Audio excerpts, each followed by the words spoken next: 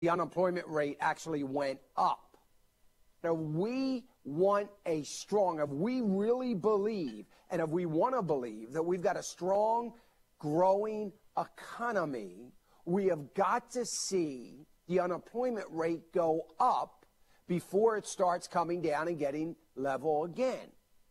Was a former prisoner in Oregon kept in jail longer because of his Christian faith? The organization representing him thinks so. Here's a report from Chris Woodward. Timothy Kruger was a prisoner and decided to go through a program that, if he completed it, he would be able to get out of jail earlier. Attorney Brad Dacus of Pacific Justice Institute, the organization representing Kruger. He was a backslidden Christian. While in prison, he had a real transformation and recommitment of his life to Christ, and he shared that with the people there in the program. Well, even though he finished the program, got his medallion and certificate, he had that removed from him, and he was denied the ability to be released early because he used religion, quote-unquote, as a crutch. The bottom line is this prisoner was kept in jail 6 months longer because of his Christian faith and his giving God the credit for his transformation and success. PJI filed suit in federal district court in Oregon against private and government parties, including New Directions Northwest, the private company that runs the program Kruger participated in, as well as the Oregon Department of Corrections. New Directions Northwest did not respond to AFN when asked for comment. The Oregon Department of Corrections said it cannot comment on pending litigation. I'm Chris Woodward. Finally, Chicago continues to survive the extreme cold. WFLD Fox TV affiliate reporter Sally Schultz has more. As Chicago shivered, the city opened almost 300 warming centers, plus 5 warming buses. The Chicago Housing Authority did 20,000 well-being checks. The Buildings Department has conducted more than 700 heat inspections. The Streets and Sanitation Department still has 200,000 tons of salt at the ready, but admit they need to put out extra trucks to catch up on garbage pickup. One positive number shows Chicagoans listened to warnings and largely avoided frostbite and hypothermia. American Family News is online at onenewsnow.com. I'm Rusty Pugh. Lonnie Poindexter. Don't ever ask God for patience. Just say, oh, Lord, help me to be more patient. No, don't do that. Well, why, Lonnie? Why shouldn't I do that? He'll give it to you, but you're not going to like how you get it. Well, Lonnie, what do you mean? How do you get patience? Trials and tribulations, my brethren. That's how you get it. Lion Chasers. Weekday mornings at 10 Central on Urban Family Talk.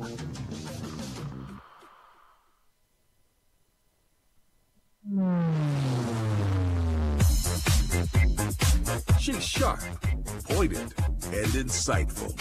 This is Stacy on the Right on American Family Radio and Urban Family Talk. 20 people have now been charged in Southern California with running birth tourism schemes, allegedly to help Chinese women travel to the U.S. to have babies here so they'd be U.S. citizens. What the president is calling on the Congress to do today is an all-of-the-above strategy, but all of the above includes a wall. All of the above includes a physical barrier in the critical, high-density areas where our law enforcement community says it's most needed. I'm not waiting for this committee, and I've told a lot of people I don't expect much coming out of the committee because I keep hearing the words that we'll give you what you want, but we're not going to give you a wall. And the problem is, if they don't give us a wall, it doesn't work. Without a wall, it doesn't work. Everyone in the Senate ought to be able to say unequivocally that killing that little baby is wrong. This doesn't take any political courage. And if you can't say that, if there's a member of this body that can't say that, there may be lots of work you can do in the world, but you shouldn't be here. You should get the heck out of any calling in public life where you pretend to care about the most vulnerable among us. And now, Stacy Washington. Oh, happy Friday. Guess what? We have another jam-packed show for you. And one of my favorite guests who comes from the opposite side of the political spectrum, but is commonsensical and really has some interesting perspectives to offer, Tezlyn Figaro. She's going to join us today. And I think, you know, out of all of the liberals that we sometimes have on the show, moderates, independents, Tezlyn is probably the most fun and definitely appropriate for a Friday afternoon where we're finally thawing out. Now, if you're in the southern part of the country, you are still living in the land of the normal. But up here in the Midwest, and honestly, every time I think about complaining about what's been going on with our weather, then I think about people in Chicago and how they've been suffering. But I also have to come clean. I just realized this week, listening to them say the Midwest is being buckled down, negative 60 degrees, yada, yada, yada. And then they kept panning over to Chicago, our person in Chicago, the temperature in Chicago. And I don't think of Chicago as the Midwest. It's so liberal. I think of it as, Chicago, but it is in the Midwest. It's in the middle of the country. And it's much further north than we are here in the suburbs of St. Louis. It's 5.5 hours away from here by car, which means that the temperatures were even more extreme there. But be that as it may, I'm not in Chicago. I'm in the suburbs of St. Louis. And we had effective temperatures of, 3 degrees and 5 degrees. But with wind chill, we were at negative 24. We haven't had cold like that, and probably in the whole time that my family has lived here in St. Louis. I think it's 20 years now. I mean, I don't remember the last time we had negative temperatures. Maybe it's happened once, but it's been so long, I didn't even have any frame of reference, except I knew I had to keep the cabinets for the sinks that are on the exterior of walls of the house. Those cabinets had to be open overnight. But as far as the rest of it, it's just been so cold. And we've had a number of people lose their lives to the cold. They found a college student outside exposed to the extreme temperatures. They found his body. A gentleman who was out basically scraping his driveway. He got back into the garage, and I'm not sure exactly what happened then. They're saying it's a death by natural causes, but he was found by neighbors frozen to death in his garage with a shovel near him. So he'd clearly been shoveling his snow and then come into the garage and maybe had a heart attack. I'm not sure. And they're not exactly sure what happened. And so there've been a number of exposure deaths. And I encourage you, even as the temperatures warm up, we're looking at another cold snap in the middle of next week.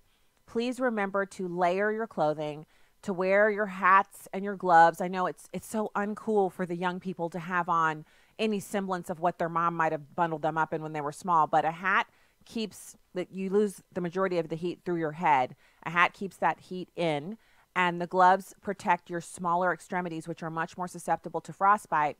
And the layers mean that if you should break a sweat, you're still going to be comfortable because the layers will absorb all of that and keep your core body temperature at a stable level.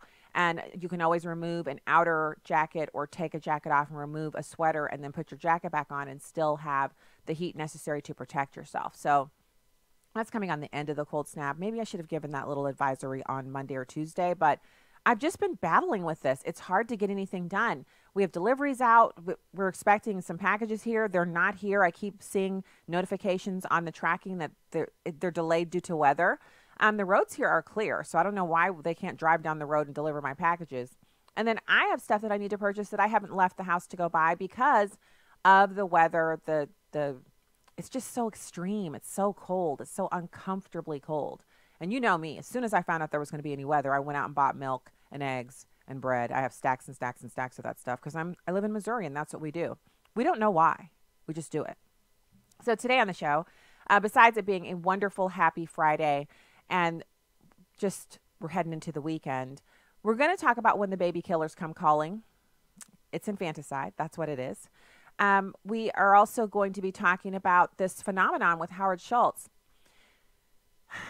I want to talk about that. It connects up to our daily confession today. Our daily confession is Proverbs 29, verse 2. But I want to listen to this audio of Howard Schultz. And remember, this isn't coming from Stacy the fangirl. I'm in love with Starbucks, or I'm in love with the guy, who started Starbucks. But I do have a great deal of respect for where he comes from. He grew up in the projects. I'm not sure a lot of people really remember this, because if you look at the store and you look at its success and you look at he's a billionaire now, you might think to yourself, that's not a guy who could identify with me. Well, if you come from poverty, he can identify with you because he really came from nothing.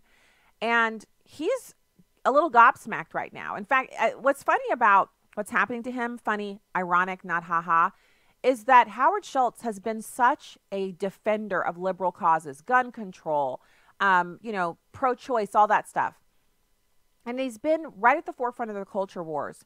He's also been a very, very responsible business owner in that he's gone out of his way to provide his employees with opportunities to access the American dream through their work, even though the majority of his employees, because he's in the restaurant business, the majority of his employees are not in management, but they can still buy stock in Starbucks and they can still access health care plans that he provides. And they have this education program where Starbucks will help pay for your degree.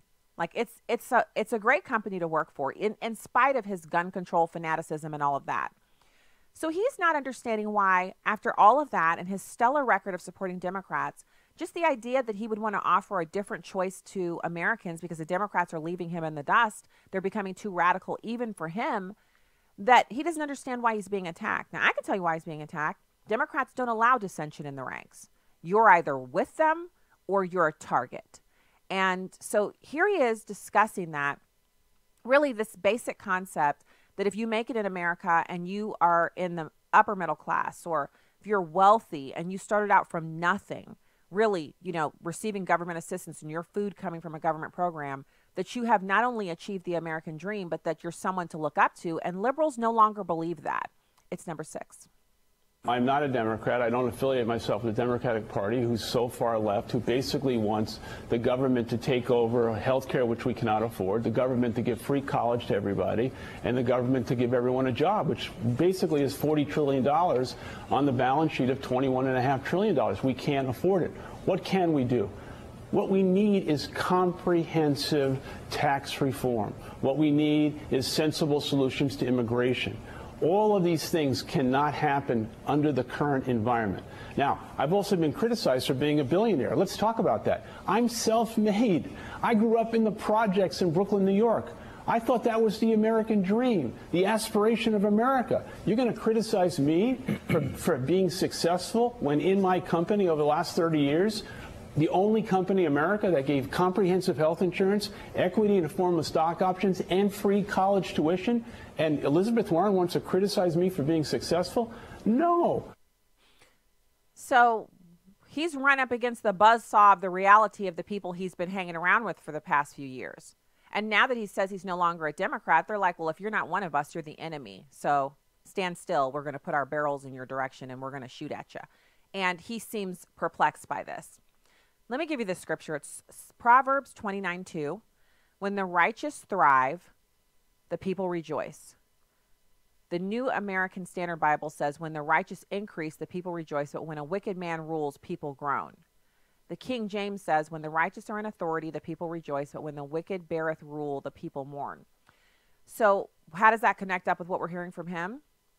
Well, he's groaning because he doesn't appreciate the leadership of Donald Trump. That much is clear. When he says he's not a Democrat anymore, there's enough of him that's still a Democrat that he doesn't like what we're seeing under President Trump.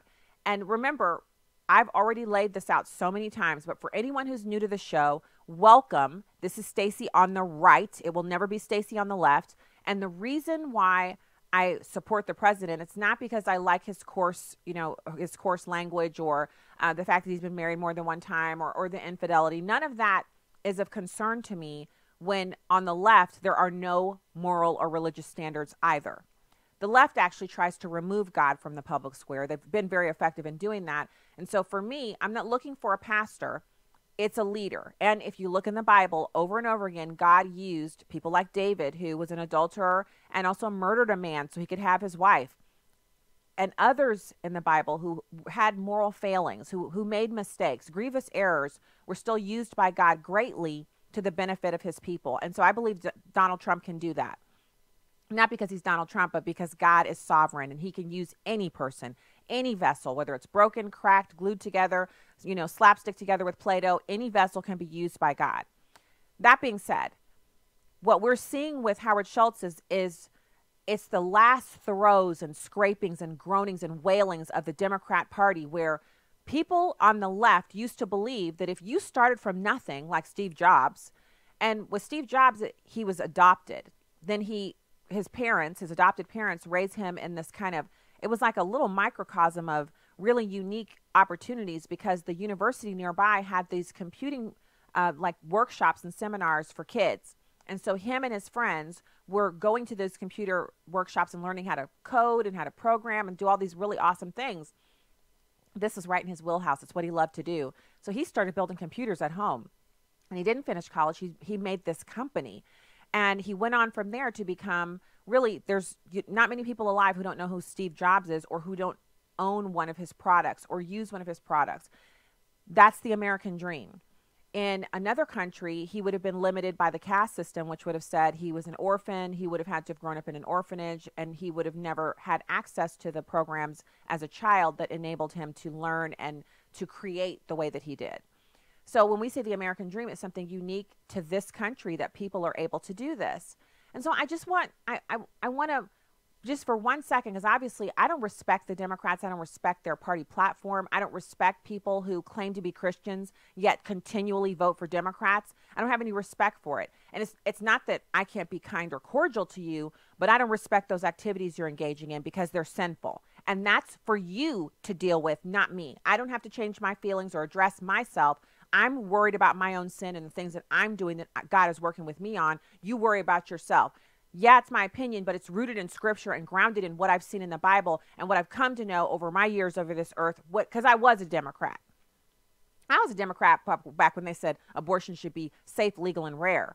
And they still respected God, and they still respected Christians, and they still allowed people to disagree. I was a Democrat back when they still thought homosexuality as well as transgenderism were mental illnesses. I mean, it was still a pro-abortion party, and I was pro-abortion back then too. But the difference between that Democratic Party that I was a part of and the one that is in existence right now, we're not even in the same universe anymore. And that is where my experience and my opinion is rooted and coming from. It's coming from that. So it's not like I'm sitting in judgment of you like I've never been a Democrat or I've never believed the things that you claim to believe. It's that back then I wasn't as strong of a Christian. And now that I know what I know and I've read what I've read in the Bible and I've heard the Lord speak about this over and over and over again, this is the defining line. When the party that you support is saying, let a woman have a baby, and then as the baby is lying there on the table, instead of her nurturing it, instead of them swaddling the baby, instead of them putting the baby under the warming tray, they just leave it under the thing and maybe throw a little cloth over it so it's comfortable. And then the doctor and the mom can decide whether or not to kill it. The Bible says the stiff neck will be destroyed. He that being often reproved hardens his neck shall be suddenly destroyed and without remedy. When the righteous are in authority, the people rejoice, but when the wicked bears rule, the people mourn. It doesn't get much clearer than that. When we get back, we'll have Tezlyn and Figaro. Stay right there.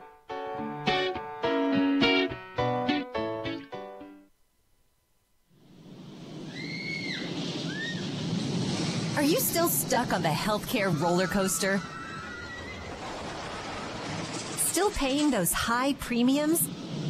And strapped into huge deductibles? Not knowing what's around the next turn? Well, then let me tell you about a sound, sensible healthcare choice that really is affordable. It's MediShare, the healthcare sharing solution people like you have been trusting in for more than 25 years.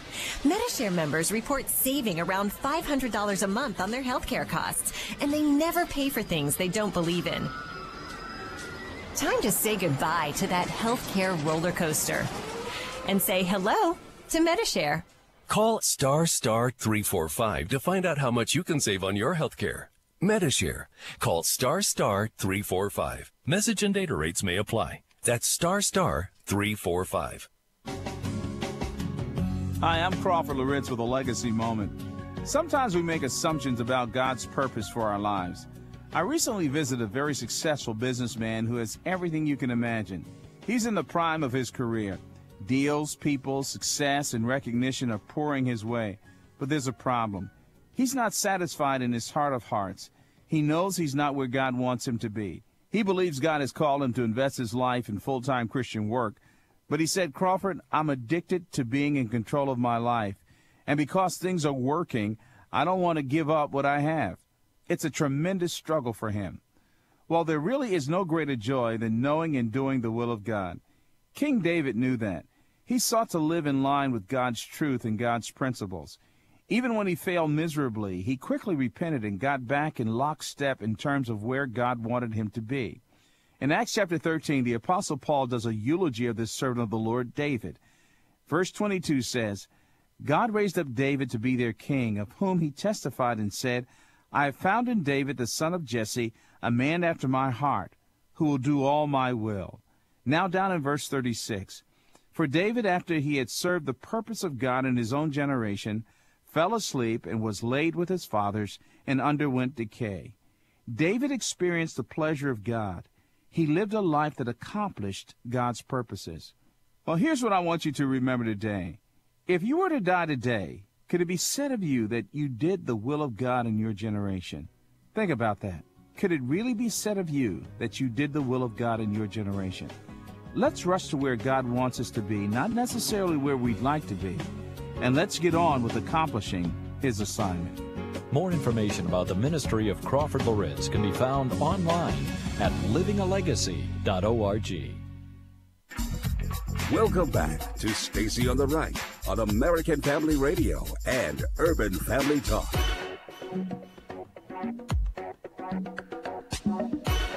Welcome back to the program. Thank you so much for being with us. What I'm going to do now is listen to the president talk about his intentions on securing the border. And here's what's important about this. The president is that this isn't a political football. It's not an applause line. It's not any of the things that you've seen people saying so far, that this is something that he's doing because he hates immigrants or none of those things are true.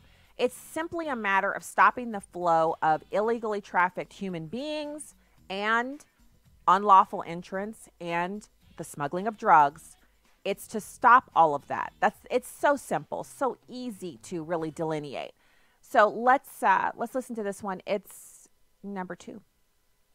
Open borders are very bad for our country. Crime comes in, drugs, human trafficking, so many things. But let's talk about human trafficking. You can't bring women or children through a port of entry where you have people looking into the back of a car, a van, a truck. It has to go out into the open areas where they drive into our country like there's no problem. And that's exactly what they do. They get off the main drag or the main road, they make a right or a left, and then they come right into our country. They go through areas where there is nobody. We need a border wall. If we don't have a wall to stop them, nothing's going to stop them. This isn't about technology, and this isn't about politics. This is about practicality, and it's about security for our nation. So I actually appreciate it when the president comes out and gives messages like these. I wish that out of respect for the office, the media would at least, disseminate these messages, because the American people need to know he's talking about this. But I want to draw a connection between something that I've seen and I've kind of wondered about it. I always, when I see people on MSNBC and CNN saying that the president is, he's unfit, he's derelict, he's a criminal in waiting, he's an unindicted co-conspirator. What is he talking? What are they talking about? Why are they saying that? Well, if those things were true, then they would have justification for not paying attention to what he says, for not disseminating his messages, for not covering his press events, for giving him short shrift. And that's the thought process here. The thought process is he's horrible, he's a criminal, he deserves to be in prison, he should be impeached, he shouldn't be the president. So we don't have to listen to him, and we don't have to report on him, and we don't have to give him a fair shake. That's not what journalism is. Journalism is about saying, look, I may disagree with this person, but I need to report on them because they're a national figure. That this is the head of the country. This is someone who is in control of a lot of different things. Maybe he's in control of the executive branch. I mean, maybe that's what he's in charge of. And we're seeing this refusal to accept that, and this braiding down that's happening with them. It's kind of unbelievable, yet it's happening.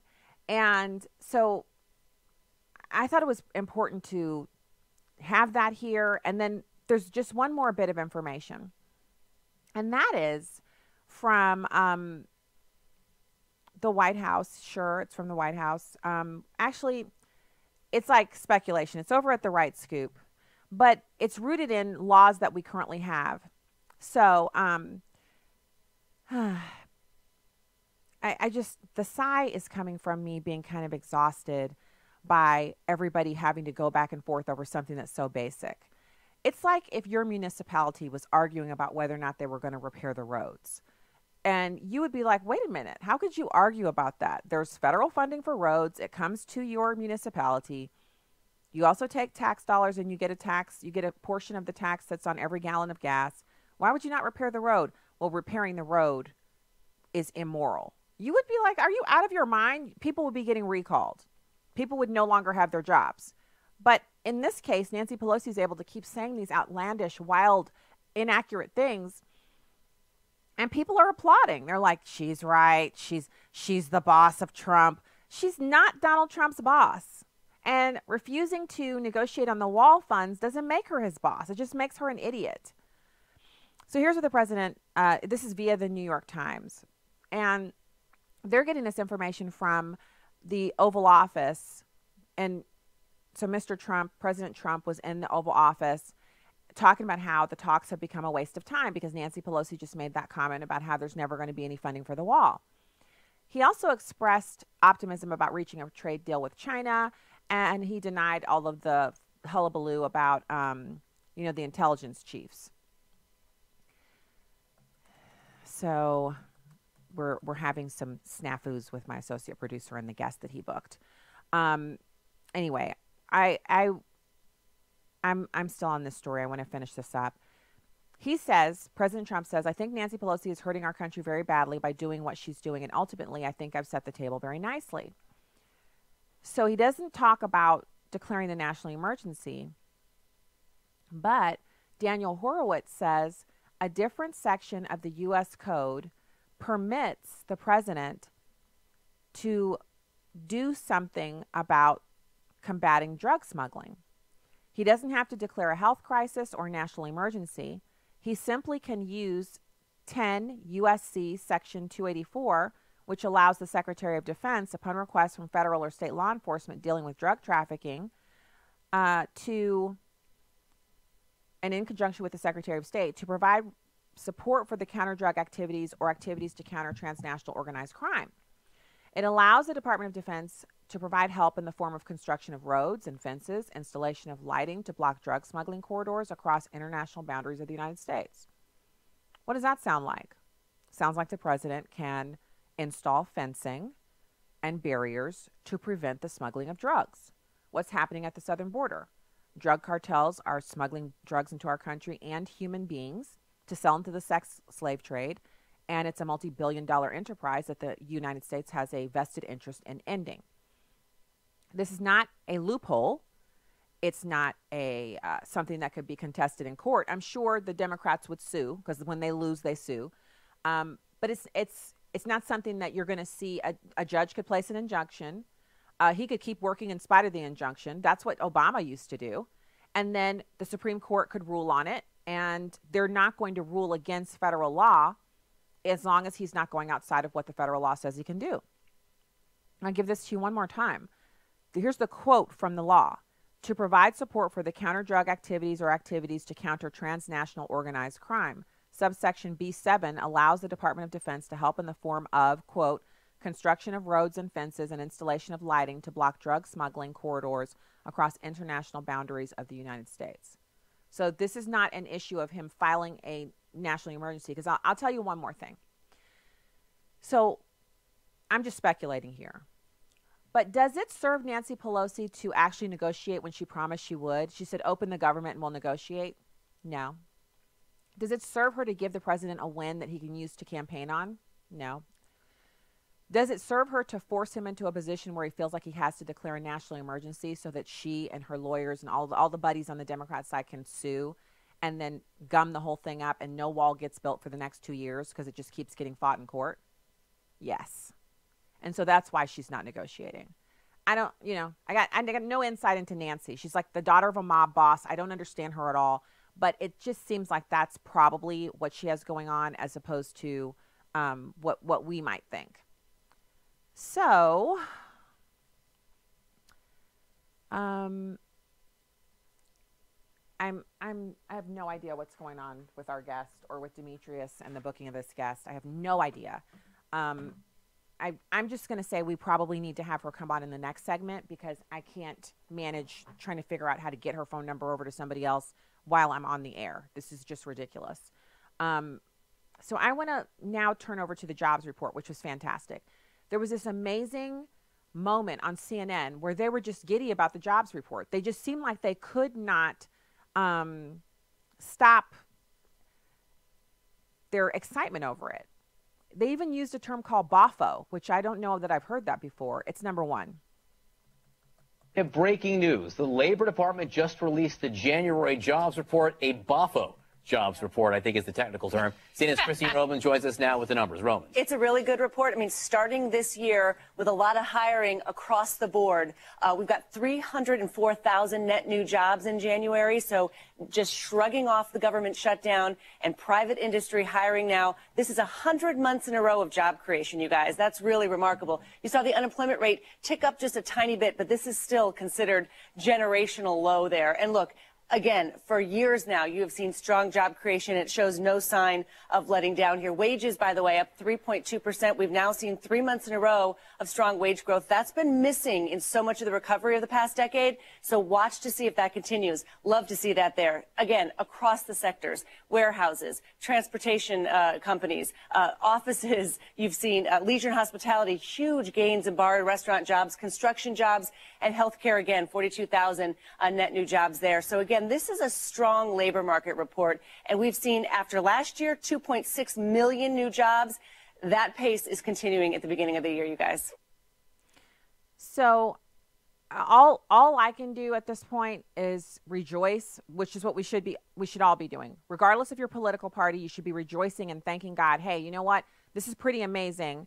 I think of all the people who've been employed. And later in the segment, we didn't cut the whole thing for you, obviously, but later in the segment, they talked about 8 consecutive years of, job creation. They said like 100, it's basically 8 years. It's 100 months of job creation. So they're trying to, stretch back and look at how much job creation was done during the Obama years. And you know what? I'm fine with that. I'm fine if the jobs were created during the Obama administration.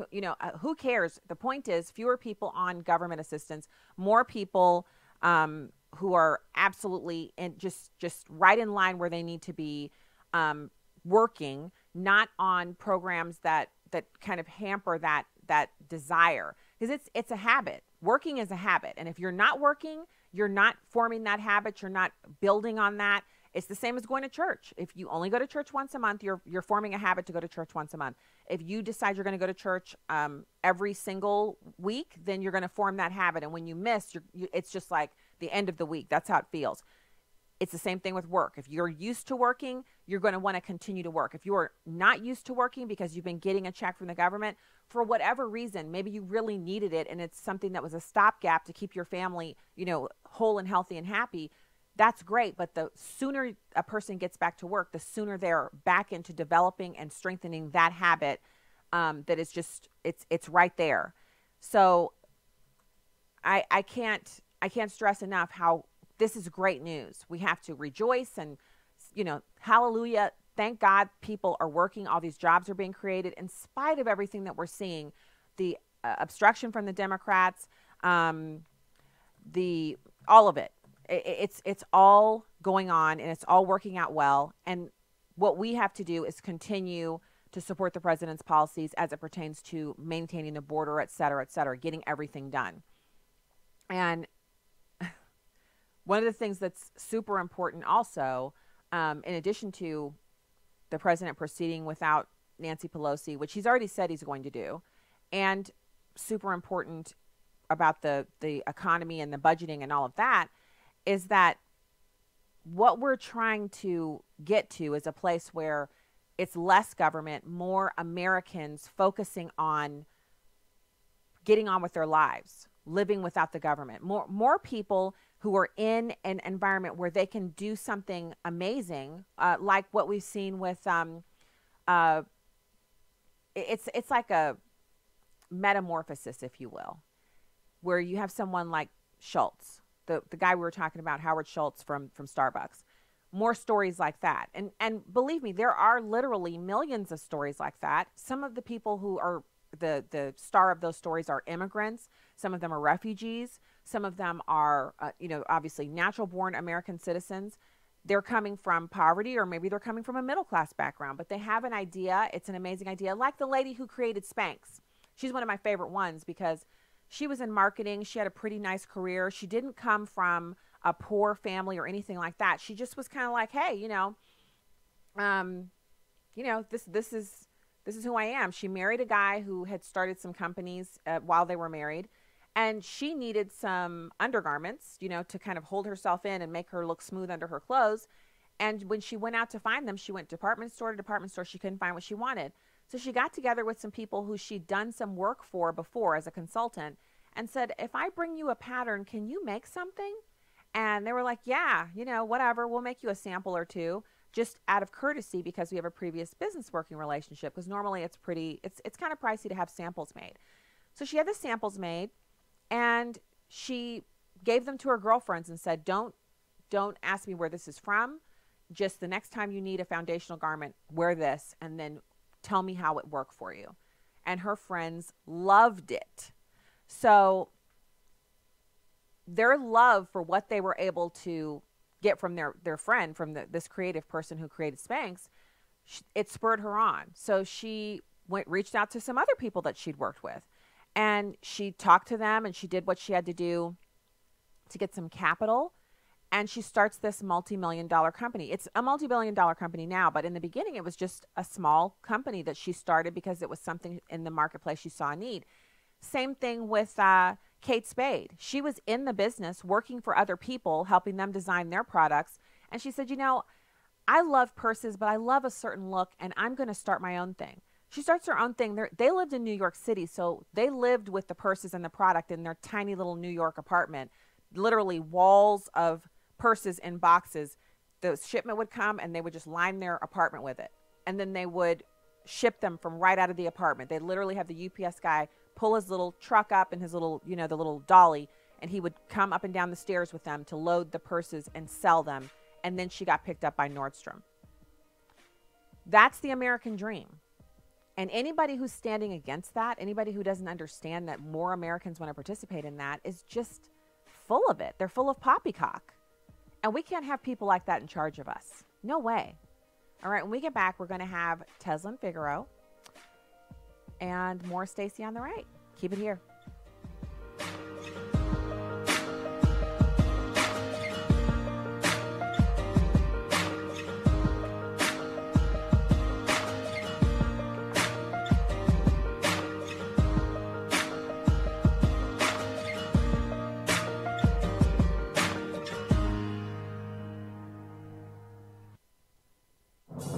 Can solid teamwork building principles apply to all of life? Here's Tony Dungy, author of The Soul of a Team, with today's uncommon moment. I've been working in or around the National Football League for more than 40 years. First as a player for the Pittsburgh Steelers and San Francisco 49ers, then as a coach for the Steelers, Kansas City Chiefs, Minnesota Vikings, Tampa Bay Buccaneers, and Indianapolis Colts, and now as a broadcast analyst for NBC. In that time, I've seen some pretty crazy behavior. I've also seen a lot of great things, selfless acts of courage and compassion. Our actions and attitudes impact those we live and work with, and it all goes back to 4 simple principles that spell soul: selflessness, ownership, unity, and larger purpose. Consider how you're doing in each of those. Tony Dungy, best-selling author of The Soul of a Team, from Tyndale House. More at CoachDungy.com. One goal is that we're hoping that believers will come to learn more about prayer and more about the vital place it's to have in the life of every single believer. Pastor Joseph Parker of the Hour of Intercession. Each and every one of us is called to live a life given to prayer. All of us are wise to make prayer a big part of our individual lives, and we're wise to make it a big part of our life in our families and in our homes. Listen weekday afternoons at 1 Central here on Urban Family Talk. Chris Brooks. We cannot underestimate the responsibility of evangelism.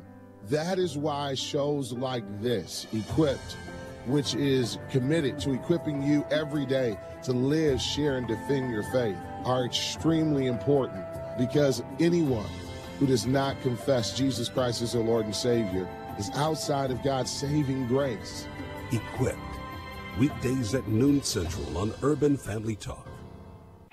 Fox on Faith with Lauren Green. As we now know, some of the media jumped to conclusions about the confrontation at the Lincoln Memorial. Turns out the students from Covington Catholic High School were not the aggressors. But in the fallout, some are asking if the incident exposed a media bias against Christians in general. Former Obama faith advisor Christopher Hale. I think it's absurd that this is even a story whatsoever. And it becomes a great political football for both sides to start beating each other up. There was also a media uproar over the vice president's wife, Karen Pence, taking a part-time job at a Christian school which teaches traditional values about marriage. Then there was the questioning at a Senate confirmation hearing over a federal judge nominee's membership with the Catholic organization the Knights of Columbus. Pastor Shane Eidelman, Westside Christian Church in California, says it's just the tip of the iceberg. There's definitely a media bias because truth does not change. And you're going to see this bias getting worse and even more directed at the Christian faith. To hear more, go to A Spirited Debate at foxnews.com. For Fox on Faith, Lauren Green, Fox News.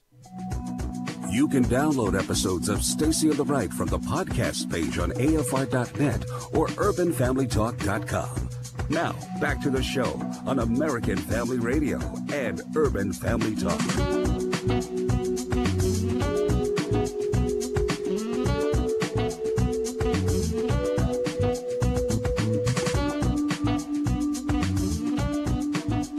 Welcome back to the show. Thank you for being here. Find out more at StacyOnTheRight.com, UrbanFamilyTalk.com, and AFR.net. It's my pleasure to welcome our next guest to the program. We have Tezlyn Figaro, former National Justice Director for Senator Bernie Sanders.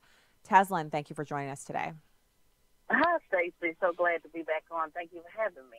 Yeah, so let's talk about the front runner for the Democrats in 2020. I've seen a lot of the announcements this week. You've got Kamala Harris. You have Joe Biden considering and pondering. You have Elizabeth Warren. And, of course, you have Cory Booker now, who he says he's ready and he wants America to rise up or something like that. What's the real deal? Well, there is no front runner, for the Democrat Party. That's the thing, people can position themselves as a front runner or say that they're the one that has the base on lock, but obviously that's not the case. We saw that in 2016 where all of the pundits got it wrong, all of the candidates got it wrong, every consultant got it wrong and thinking that Hillary Clinton was the front runner. So I think it's fair game for anyone. That goes for any conservative that may want to challenge. I know the Republican National Committee is behind President Trump, but that goes for anyone that may want to challenge President Trump, or President Trump is fair game for him, or for any Democrat, or even independent, like Howard Schultz. This is a good time. Well, no, I agree with you. I actually think I think the president has a really high approval rating with Republican voters. It's like 88% or something like that, 97% with Republican women. So he's probably got a pretty good chance at the nomination. But when you say Howard Schultz, that's a conversation, Tezlyn, I'm dying to have with you. In fact, before we go to him, just can you tell me, because you do have the close connection to Senator Sanders, is he going to be throwing his hat into the ring? Yeah, sure he will. I don't know the point of doing this exploratory gimmick is what I call it. No disrespect to him, but it's either you're going to run or you're not. I wrote a book a couple years ago called Are You Going to Run Your Mouth or Run for Office? And so it really does apply to him and anyone else that is doing this exploratory committee when we know full well, he'll be running. Why wouldn't he? He certainly, after this chance, due to age or maybe public interest, he certainly won't have a third chance at it. So, why not? Why not put his ideas out there? Every Democrat has certainly stole his ideas and have embraced it. So why not? I say all the time, I'm not a socialist by any stretch of the imagination. I used to be what was called a blue dog Democrat, but since that is no longer in existence, I am a registered independent myself. So I joined this campaign because he was anti-establishment and really had a populist movement. And at that time, everyone was told not to run except Hillary Clinton. So that was what drew me to him then. It won't be what keeps me with him this time around. I love that you said that, because blue dog Democrats are people that I honestly, I respect you a great deal, because it really means you have a varied conscience about a ton of different issues. And you have some conservative views, you have some that are a little more progressive, and you're rooting and grounding that in it's your true belief system. So you're not really hewing to one party or the other for the platform, as it were. And I find, Tezlyn, to be honest with you, most people that when they tell me they're an independent, I can ask them like 5 questions, and before you know it, they're sounding a lot like dyed-in-the-wool Democrats. But a blue dog Democrat is a completely different, person. That is someone that I honestly feel like there's nobody left for blue dog Democrats anymore. I don't see any of the current candidates coming out with any ideas that support, there has to be a place for a blue dog Democrat in our political spectrum, and it just seems like it's been eliminated. It has, and it's not that those people don't exist. It's just it's become such tribal wars, where people really just don't have a tribe anymore. That's why, I'm really focused on people talking about what it means to be independent, and also particularly African Americans, what it means to be independent, to have more leverage. I can't say that every ideal that I have leans left. I was a business owner. I owned a staffing firm with 300 employees. I've worked for 10 of the largest corporations in the world, from the largest staffing firms in the world to GMAC to Geico Insurance. So I've signed the front of the check. So I understand what business means. I understand that there's a lot of chambers of commerce, which I've sat on a few of those steering committees that don't have a voice, whether you're talking about right-wing chambers of commerce in Central Florida or the African-American Chamber of Commerce. I was the first ambassador with that chamber. So there's not a voice for people, because if they line up one way, if the African-American Chamber of Commerce supports a Republican idea, they say, oh, well, you're helping Republicans be racist. If a Republican Chamber of Commerce supports something that may be a little bit more liberal, they say, oh, you're a socialist or you're a communist. So there has been just a complete gut of anybody that has any, idea that is not all the way left or all the way right. And it's really sad. So when these things happen, when you have 16, 17 different candidates, this will give America an opportunity to see who's really progressive, who's really moderate, who's just talking the talk, who's walking the walk. And then when you have people like Howard Schultz that comes in and kind of mixes it up and say, hey, I'm from the Brooklyn Projects and I am the CEO of Starbucks. Who can match that? It's a good conversation that needs to be had. And so if we are afraid of that, if 30-plus Democrats are afraid of one independent getting on the ballot, that tells you the type of trouble that we're in. All right, well, let's go there then, because you just broke that down perfectly. And I'm going to tell you, Tezlyn, I haven't said this on the air yet, so it's between you and I and the 32 states worth of listening. Yeah, and everyone who's listening. But there's been some moments where I've been listening to Schultz talk on television about his upbringing and about the things he's done at Starbucks for his employees. And, the fact that he still believes in capitalism, which that should not be like a taboo to think that capitalism is good. I like some of his ideas. I actually think he's still got his head screwed on straight. I'm pretty sure on the social issues, I'm as far from him as the East is from the West. But on the business side, he sounds like a person who is still rooted in some form of sensibility, like reality, if you will. And I know you were very hurt by the way that the DNC handled the nomination with Hillary Clinton. You were working for the Sanders campaign, and he wasn't given a fair shake in the process. What do you see happening going into 2020? Do you think they've revamped that and they've gotten away from the issues that they had there, trying to, basically ramming Hillary Clinton through? Yeah, they're still going to ram their choice through just because Hillary Clinton's not running, which she still may run, but just because she's not running doesn't mean she's not running. They're still going to have their choice. Right now, this is, I've seen this. I've worked campaigns like this on the local and the state level where you do the anybody but campaign. So right now, this is the anybody but Trump campaign. So everyone is going to come out and galvanize each individual base. Senator Warren will go after those who are progressive, white progressives that typically Bernie Sanders can gather. Cory Booker, Kamala Harris obviously will go after people of color. You'll also have, Joe Biden, who will also be able to really speak to that Midwest group of folks. So right now it's about the Democrats actually kind of being strategic for the first time ever in a very long time. We're trying to galvanize as many subgroups as they possibly can. But this is where this backfires. When they do this, and everybody starts out with unity and we're all going to get our own folks and come together at the end, somebody's going to get a taste of the power. Somebody's going to actually think they have a shot, and that's where you're going to start seeing things become a little bit ugly than what they probably anticipated. So, I think those things are good. They're good to have. this idea that we're all just going to sing and get along and kumbaya is not the reality of politics, is not the reality of business. And I do like what, I said I won't work for anybody this season so that I can talk about everybody from top to bottom, but I really do, like what Howard Schultz has to say because it's backed up with real experience, and a lot of people don't have that. And what I really like to say is that he's not allowing anybody to put him in a box. On Morning Joe last week, I said, well, why can't you just be a Democrat? And he said, why? I don't believe that the Democrat Party they're pushing everybody's socialism. I don't believe in that. Why would I do that just for the sake of doing it? And that's really the position that Senator Sanders should take. He has small donors. He's not depending on big money.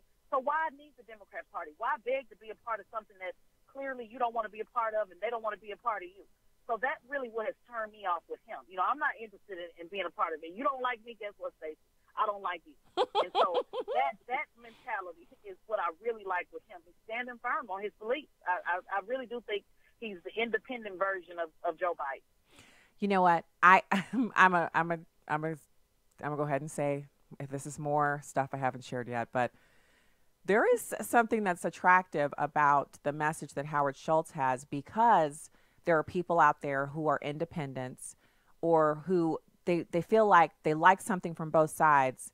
They would be one or the other. They definitely lean one side to the, one more to one side than the other. But in the end, they can't pull that final trigger to say, I am a Democrat or I am a Republican. And with Schultz saying he's an independent, moderates are actually the largest party. People who call themselves moderate are when you survey and you ask the question, people will say they are more moderate than they are one political party than the other. And that group just continues to grow year after year. That number keeps getting bigger. So when you talk about this idea that Howard Schultz is putting forward, that he feels like the Democrats have left him behind, but he's not exactly a Republican. He's pretty conservative on like the work side. He understands business. He understands creating wealth, creating jobs. But on the other hand, he feels like there's something that has to be done about immigration, about a host of issues I've heard him talk about. I don't agree with everything I've heard him say, but there's some common sense to it that is very different than what the Democrats are putting forward. And let's face it, what did you think about one of the candidates on the Democratic side said we need a 70% tax, maybe even up to 90%. We need a wealth tax. That's Elizabeth Warren. Kamala Harris says we need single payer. Even if you like your insurance, you will be forced onto single payer. That's a non-starter for a presidential candidate. These are not the ideas of a mainstream presidential party apparatus. Where do you see that going with them saying these things? Well, this was not their ideal prior to Senator Sanders. They're kind of following what they think is popular belief, based upon what the trends say, not really what they believe. A lot of these candidates were not on board with Medicare for All just a few short years ago. Now that they see that the progressive, taking that progressive platform will help them be successful in the primary, no worries. You'll see a lot of them switch their conversation on who eventually will become the Democratic nominee. They understand that the middle of America is not on board with single payer. They get that. We see what that happened with Stacey Abrams. And Andrew Gillum, very progressive campaigns that were ran during the primary, but then kind of went back to some of their center roots. I believe Gilliam didn't talk much at all about Medicare for All once he started running as the actual nominee. So they'll eventually switch. As far as me personally, I lost my mother on the campaign trail with Senator Sanders. She did not want to stay. She had cancer. I was in the middle of working on this campaign, had to stop, and go home and watch her pass away over a week or so, all because she didn't want to stay in the hospital an extra day. A 7-day stay cost $56,000, and she was a state employee working for the state initiative, faith-based state initiative program for the state of Oklahoma. Never depended on government a day of her life as a single mom working over 10 different professions. So there has to be something, that has to be done with health care. Lost my dad, who had zero health insurance. So this all affects all of us. But I have to be honest and say that when I ran my staffing business, when healthcare reform went through, my staffing business collapsed because we could not afford to put temporary employees on healthcare insurance. And so when my business collapsed, guess who also lost?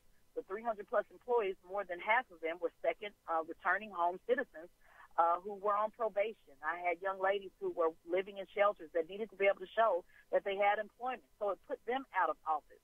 You don't hear those, not out of office, I'm sorry, out of a job and out of a home. You don't hear those types of stories, but those are the real stories. So I identify on both sides the need that people need health care insurance, as well as the businesses that need to be able to sustain themselves that cannot afford to do it. And only those who sign the front of the check understand. It's not that people are being cruel. It's just a lot of this doesn't make business sense. So I think Elizabeth Warren is going with the tide. She's going what they think is, popular. And in due time, you're going to have to explain how it's going to be paid for, how it's going to affect jobs. You're going to have to explain how many positions have stopped being positions because they've been forced to take Medicare and they're never paid, and so they're basically working for free. So those are questions that these candidates are going to have to explain. But it's a very much needed conversation that unfortunately we really didn't get a chance to have in 2016 because it was already decided that Hillary Clinton would be the nominee.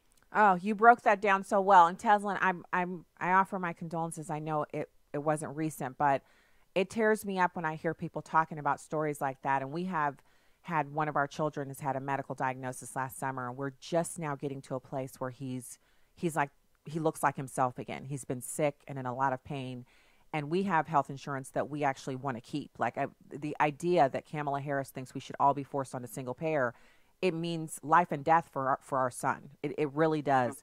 And it's the same situation that you're talking about with the cost. There's no way we could cover the cost of this medical procedure he has to have every few weeks. We can't cover it. And so and I'm working, my husband works, we do well, but there's no way we could afford it. So when I hear you talking about that what we need is more people like you at the forefront of the conversation so we could come to a meeting place. I'm willing to consider all options. I just don't want this one size fits all stuff that I'm hearing. And I don't think we should just leave it as it is. I do think we need to make some changes. You are always amazing when you come on, and I'm hoping that this is the year, 2019, I'll get to shake your hand and we'll get to have dinner together. Tezlyn, thank you for joining us. You're amazing. Former National Justice Director for Senator Bernie Sanders. It's important. I get criticized a lot, for talking to people on the right, and I think it's the most ridiculous thing ever in life. So I'm always, open to have the conversation. Thanks for having me. We'll never get anywhere if we don't have open dialogue. We agree and disagree. So. Perfect. Thank you so much, Tezlyn. And God bless you from the Heartland. Happy Friday. We'll talk to you after onenewsnow.com. Urban Family Talk. Urban Family Talk.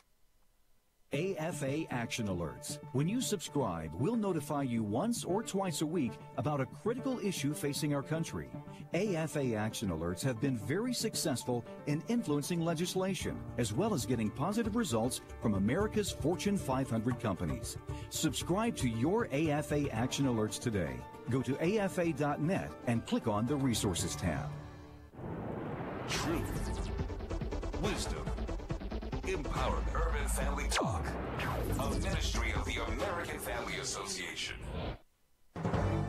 For American Family News, I'm Chris Woodward. President Trump says he may declare a national emergency in order to speed up the process of funding a border wall or fence. The comment comes on the same week a bipartisan group of lawmakers are working to negotiate a border deal before the February 15th deadline. Actually, having a national emergency does help the process. It would certainly help the process. What would help a lot would be if the Democrats could actually be honest and to prove they're not being honest. Everybody knows they're not being honest. They know they're not being honest. Top Democrat congressional leaders have called the border wall immoral. A national defense analyst is not surprised President Trump has decided to withdraw from the arms control treaty with Russia. Chad Groening has more. President Trump blames the Russians for the demise of the Cold War-era pact known as the Intermediate-Range Nuclear Forces Treaty. The INF Treaty, signed in 1987, has been a centerpiece of superpower arms control since the Cold War. In a written statement issued by the White House, the president said Russia has violated the treaty for too long, with impunity, covertly developing and fielding a prohibited missile system that poses a direct threat to our allies and troops abroad. Bob McGinnis is a senior fellow for national security at the Family Research Council and author of Alliance of Evil. I'm not surprised at all. The violations that the Russians have made over the years have been announced many, many times, and it wasn't until President Trump decided that he's not going to tolerate that violation any longer. And in fact, because of Russian aggression in certainly Ukraine, Syria, and elsewhere, we've seen evidence of their sophisticated weaponry and how it threatens our interests. And therefore, it makes no sense to hold into this. And McGinnis says the primary adversary is not part of the treaty. China continues to build weaponry which exceeds those capabilities. So I think in part there's a two-part strategy here, and that is to set the Russians back, allow us to go forward, and of course try to figure out how to bring the Chinese into some sort of mutually agreeable treaty in the future that will limit their capabilities as well. Secretary of State Mike Pompeo has announced that the U.S. will begin withdrawing from the pact on Saturday. I'm Chad Groening. Should the Internet be more or less regulated? A federal appeals court will decide as so-called net neutrality goes back to court. Jessica Rosenthal has that story. Under President Obama, the FCC passed rules that said Internet service providers can't limit access to websites. So a company like Amazon can't pay to make their site faster at the expense of others. In 2017, the FCC got rid of those rules. The FCC's Republican chairman said the FTC can handle any competition problems. A bunch of groups sued. Michael Beckerman's the president of the Internet Association. The way they went through the rulemaking, they ignored all evidence of what the market is, and they ignored all evidence of the impact on consumers. The D.C. Circuit Court of Appeals will consider here whether broadband was properly classified as an information service instead of a telecommunications service. Jessica Rosenthal, Fox News. Opponents of net neutrality add the Internet got to where it is today without the federal government getting involved. The U.S. has now added jobs for 100 straight months, the longest period on record. This after the government says 304,000 jobs were added in January. Economist Aparna Mathur of the American Enterprise Institute says it's great news. Most of us were expecting this jobs report to be slightly more muted given the government shutdown and the ripple effects that we were expecting would be felt in the rest of the economy. So actually seeing a number above 300,000 is actually pretty amazing. Employment gains in November and December combined were 70,000 less than previously reported, but Mathur says jobs are still being added, and that's good news. Looking at the average job gains over the last year, we've been averaging over 200,000. Manufacturing continues to do very well. Even retail jobs in the so-called age of Amazon have picked up. In final news this hour, a gallon of regular gasoline will set you back a national average $2.26. That's down from $2.60 this day last year. Find more news at onenewsnow.com.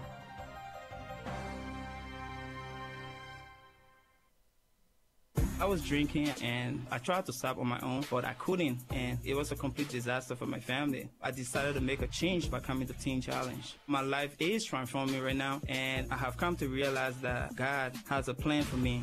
If you or a loved one are struggling with addiction, Adult to Teen Challenge can help. There are centers across the country, and you can find the one nearest you at 855-END-ADDICTION or at teenchallengeusa.com. This is Urban Family Talk.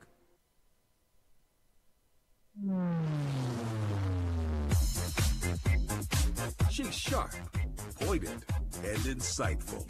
This is Stacy on the Right on American Family Radio and Urban Family Talk. 20 people have now been charged in Southern California with running birth tourism schemes, allegedly to help Chinese women travel to the U.S. to have babies here so they'd be U.S. citizens.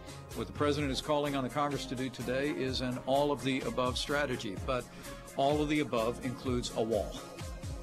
All of the above includes a physical barrier in the critical, high-density areas where our law enforcement community says it's most needed. I'm not waiting for this committee. And I've told a lot of people I don't expect much coming out of the committee because I keep hearing the words that we'll give you what you want, but we're not going to give you a wall. And the problem is, if they don't give us a wall, it doesn't work. Without a wall, it doesn't work. Everyone in the Senate ought to be able to say unequivocally that killing that little baby is wrong. This doesn't take any political courage. And if you can't say that, if there's a member of this body that can't say that, there may be lots of work you can do in the world, but you shouldn't be here.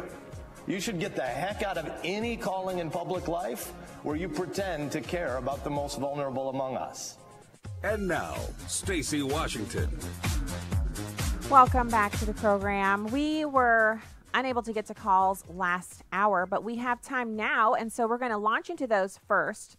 And then, of course, we're going to turn to Ben Sasse really bringing out the big guns on this issue of infanticide, because yet another state has brought forward legislation, same kind of stuff. Babies born alive, they want the right to kill the baby. Let's go to the phones. Jacob in Alabama, thank you so much for calling in today. Happy Friday. How do you feel, sister? Doing well. How about you? Oh, bless. Again, get any better, I'd have to be twins. But I'll tell you, what they're trying to do, this whole situation is the Democratic Party is showing more and more that they're satanic. And it's going to continue to be ramped up. The thing about it is they want to emasculate and micromanage Donald Trump by what they're doing, because that's the devil. But the key is we have to begin to get ready to pray.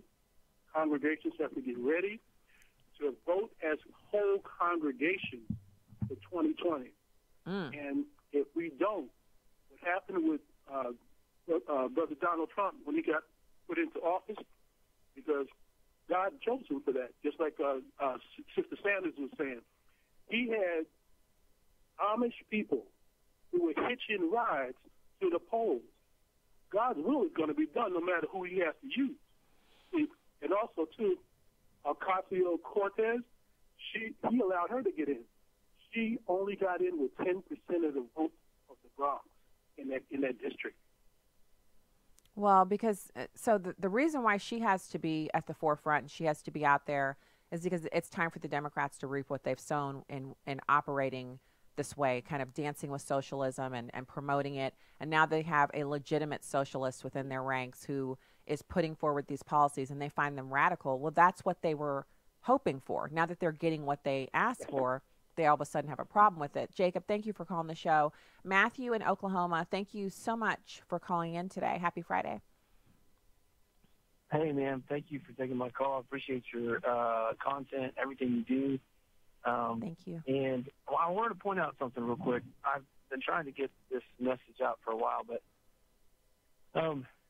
part of the fix to the social, to fix the medicine issue is really just to give doctors and healthcare providers a tax incentive. If you do 50%, like let's say that they get 50% off of their tax bill for everything they do pro bono, everything that's free, it would give them an incentive, but it would also take care of every healthcare issue, I think, in the United States, and it would get the government out of our healthcare system entirely. And, I think one thing that might be added to that to fix some of that would be that the people who accept the free health care from that provider would agree not to sue them, just to kind of protect the doctors as well. And it would keep their insurance costs a little lower. And I think it's one of those things, I think if this idea can ever get out there and ever gets, taken seriously, I think we would fix the problem. I think this would fix the problem. Well, I got to say, there have been other ideas similar to that. The Heritage Foundation put forward a number of white papers with similar types of things, the cost sharing, the ability to have doctors form associations so you could deal with them directly instead of having to go through your insurance, the ability of people to form associations so they could create relationships with insurance companies, and incentives for doctors to do more pro bono work. Everything you're saying is something that has been brought forward, but we have a group of people who are unlike the guest I had last hour, Tezlyn Figaro, who's willing to sit down and talk about almost any option just to solve problems. We have a party, the Democrats, who they don't want to solve problems. They only want their solutions, and their current slate of solutions is straight up socialism, which leads America down the path to Venezuela. But I appreciate you calling in to the show with your ideas. It's past due time we considered those options and made them a part of the discussion. Let's go to Randy in Missouri. Randy, thanks for calling in to Stacy on the Right. Happy Friday. Hey, happy Friday. Thanks for taking my call. Sure. I wanted to chime in on the abortion issue with the New York bill I kind of like to rename it the Baby Parts Procurement Bill. Procurement is a term that's used by the organ traffickers, the people that harvest the aborted baby parts, and I think that these bills are an advancement of organ trafficking. I also think it has to do with the encroachment of socialized medicine and what's coming down the pike in the future under socialized medicine. A lot of people forget that Margaret Sanger was not just a socialist, but she actually started the Birth Control League, Planned Parenthood, because of the advancement of socialism. And it's just it's awful. The Virginia governor, when he made those comments this week in regards to the attempted bill in Virginia, he actually used the language that is used in, I think it's called an exposure abortion. Jill Stenek did a video on that based on her experiences with that, being a nurse in a hospital. And so you can kind of see the writing on the wall. It's almost like a scene out of the movie Coma from years ago. Socialized medicine at its best, I guess, or its very worst. I'm tired of the fact that we have fully half of the people who are just going on and on and on with stuff that they know doesn't work. And they're just doing it because it's basically like football. I'm for my team, you're for your team. And we can't even discuss anything else. You just have to be for your team and I just have to be for my team. I have to wear my team's colors and I can never say anything bad about my team because my team, no matter if they're the best or the worst, they're my team and I'm always for them. That kind of attitude has infected politics and it makes it so we can't even have a conversation. I just think it's crazy. It's craziness that this is where we are. But thank you so much, Randy, for calling the show. And let's go to Peter in Tennessee. I'm just looking at the call screener software. Peter, thank you for calling the show today. Hey, Stacey, I just love your show. I don't make a very good racist. No. I just wanted to hop in here and say that, what they're doing with the abortion is just absolutely disgusting. Once upon a time, the Democrats just had bad ideas, but now it's just turned pure evil. I've got 6 children that, that I did not abort up to the 9th month, and I just don't understand how anybody can think that it's okay to kill them. There's more than a decade's worth of human beings that any one of them could have been a great president. That's something that doesn't never get brought up. But there's more than a decade's worth of people, that first 10 years that would be plenty old enough to be a president by now, or potential president, and they're gone. It can't be. And there's great doctors that could have been. There are great, so many things, and it's just absolutely vile and disgusting what they have done. I mean, it's not even that they've proposed it now; they've done it. It's here it comes. How do we come back from that? Wow. I agree with you, and I remember playing on the show some audio about how the president, or it was actually Rand Paul. Rand Paul was on the floor of the Senate, and he was talking about how many, every year we abort 4,500 geniuses. We abort, so many doctors and so many lawyers. And what he did was he took the statistics of the number of those babies that are born every year, and then he took the number of babies that are aborted, and he did the percentages and came up with, statistically speaking, out of every so many 100,000 babies that are born, so many of them will grow up to be doctors, engineers, lawyers. So many of them will grow up to be, they'll be identified as having genius level IQs, et cetera, et cetera. And it was just a staggering number of very talented adults, but they never get there because they've been aborted. And remember, we have babies who are born and they're tested as geniuses. They come from all walks of life. Same thing with the doctors and the lawyers and the engineers and the firefighters. It really isn't a matter of only these types of people are having abortions. Abortion impacts all groups across this country. And the idea that we need to expand it so we can abort babies after they're born is just crazy. I just don't understand why we're even having this conversation. So thank you so much for calling the show today and for listening. We really appreciate that. So I'm looking here at the clock. We have a few minutes left in this segment. And speaking of abortion, Ben Sasse has actually thrown down the gauntlet. He has proposed a bill that would outlaw infanticide, which I already thought was the case. But let's listen to him describe what he's planning on doing. And he's daring the Democrats to vote against this bill. It's number 3. Everyone in the Senate ought to be able to say unequivocally that killing that little baby is wrong. This doesn't take any political courage. And if you can't say that, if there's a member of this body that can't say that, there may be lots of work you can do in the world, but you shouldn't be here. You should get the heck out of any calling in public life where you pretend to care about the most vulnerable among us. There should be no politics here that are right versus left or Republican versus Democrat. This is the most basic thing you could be talking about. We're talking about a little baby born alive, and we have a public official in America defending the idea, well, you could have a debate about killing her. That's why today I'm starting a dual-track legislative process to make sure that this body has a clear-eyed look at the issue before us, has a clear-eyed look at this atrocity, and to make sure that the 320 million men and women who are actually our bosses, to be sure that they have a clear-eyed look about what we stand for. Do we stand with those little vulnerable babies in desperate need of care and comfort and support, medical treatment, food? Or do we stand with the comments of the governor of Virginia over the last 2 days?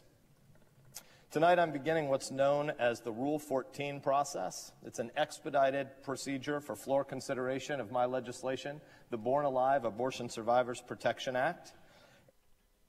So the Born Alive Abortion Protection Act would make it a crime to allow a baby to die or to kill a baby after they were born when the intention was to abort them.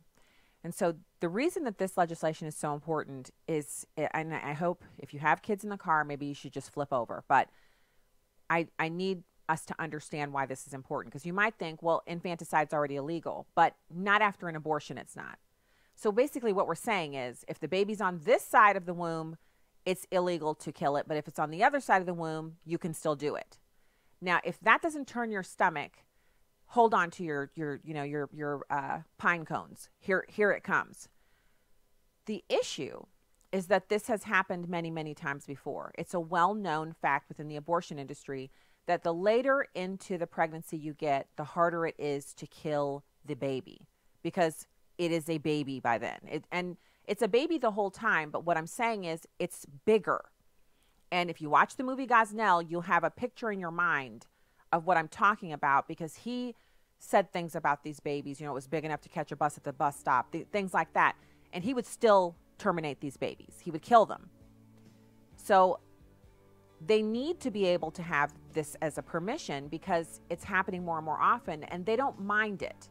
But we do. We mind it. We don't want this to be the rule of law in our country, that you can kill a baby after an abortion. All right, when we get back, we're going to have Brody Petska, founder of Spark. This is a great organization. Keep it here. Hello, I'm Tim Wildman, president of American Family Association and American Family Radio. On our Spiritual Heritage Tour of Washington, D.C., we go to the Supreme Court. That's one of the places we go on day one, and we visit the inside chambers.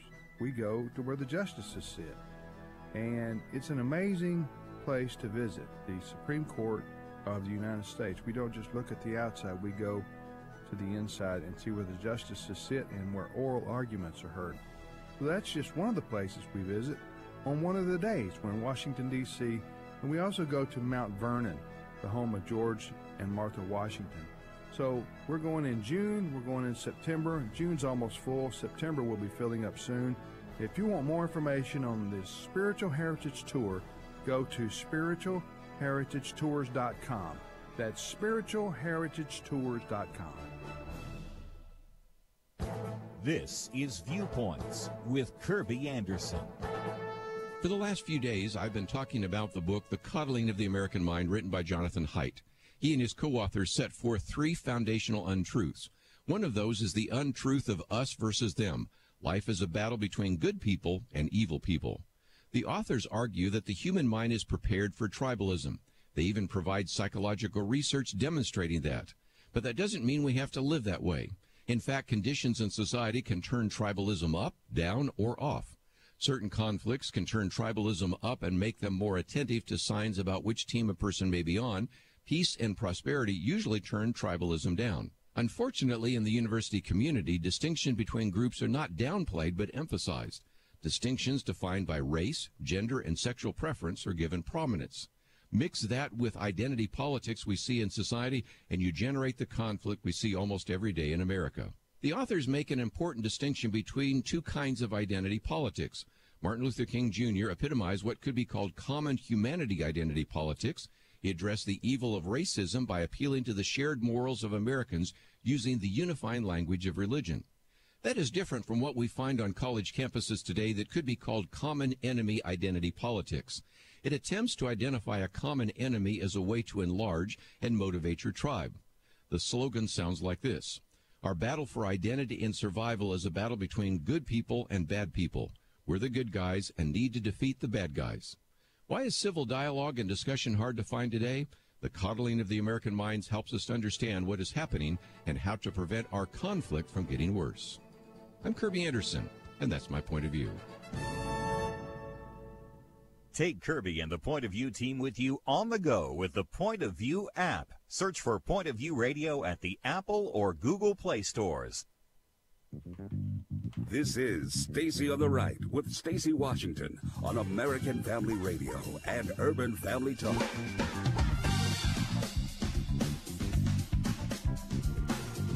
Oh, welcome back to the show. Thank you so much for being here. You can find out more about what we're doing at afr.net and urbanfamilytalk.com. And we also would love to have you subscribe over at stacyontheright.com. Right now, it's my pleasure to welcome fantastic young man that I met at an event that you might have heard me just going on and on about because I got to meet Tucker Carlson and take a picture with him and shake his hand. And he signed my book. And at that same reception at my friend Shannon's house, we were meeting a lot of different people and running around and just having a great time.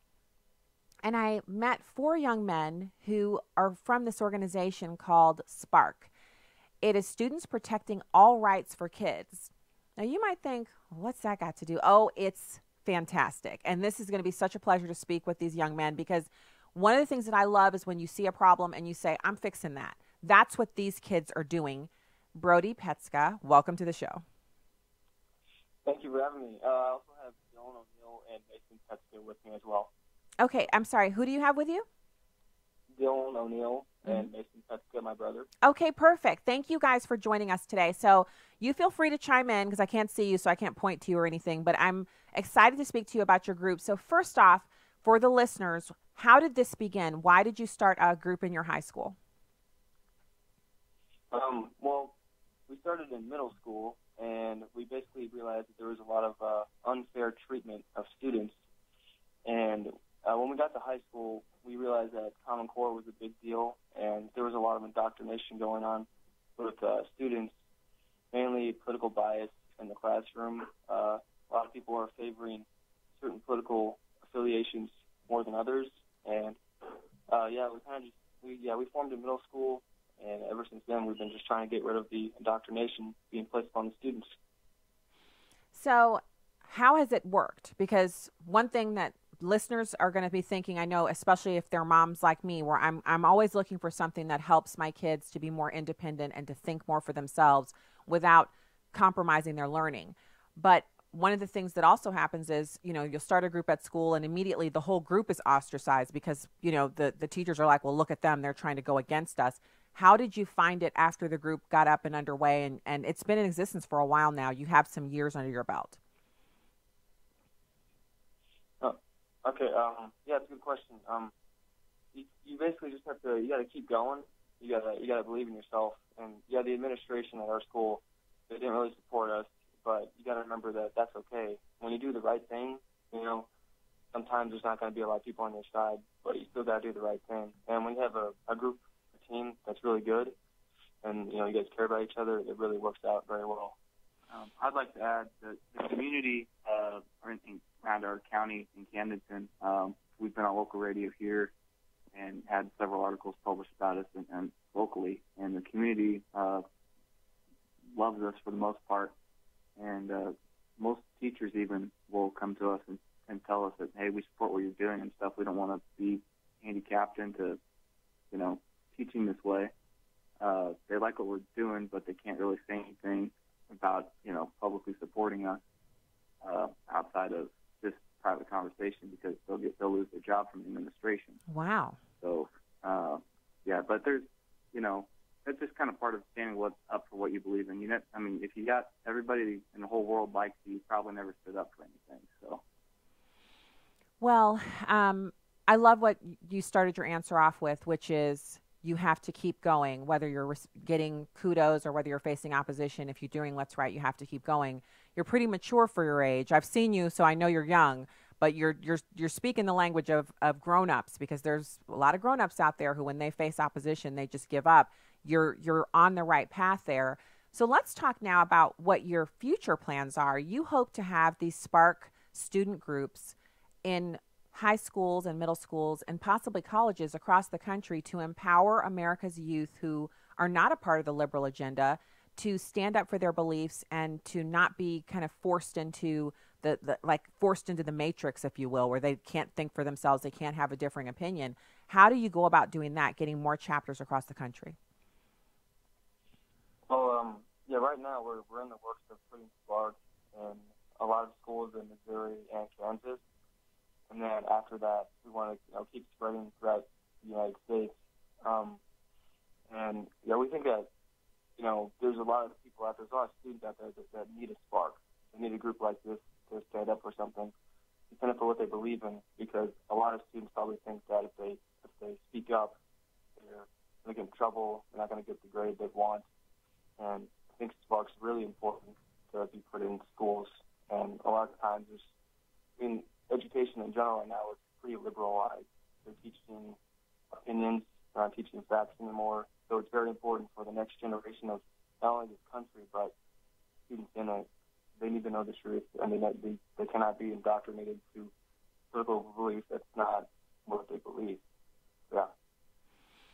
So the opportunity is for, because I already emailed between you and a lady that's in the school district where we live, who she has a group of really great kids, and they're not necessarily political, but they're not appreciating having the liberal agenda fed to them at school. And she's thinking of, connecting up with you guys and starting a chapter in her kids' high school. And that's what's needed, because I think if you're alone, if you think you're the only one, it can be very demoralizing. But if you're in a group that's meeting, how often do you guys meet? How do you go about facilitating the interaction between the kids? We meet several times a week. We think it's important to meet more than once a week, because there's always a lot that's going on in schools. There's so many things we see every week. There's so many assignments that are questionable.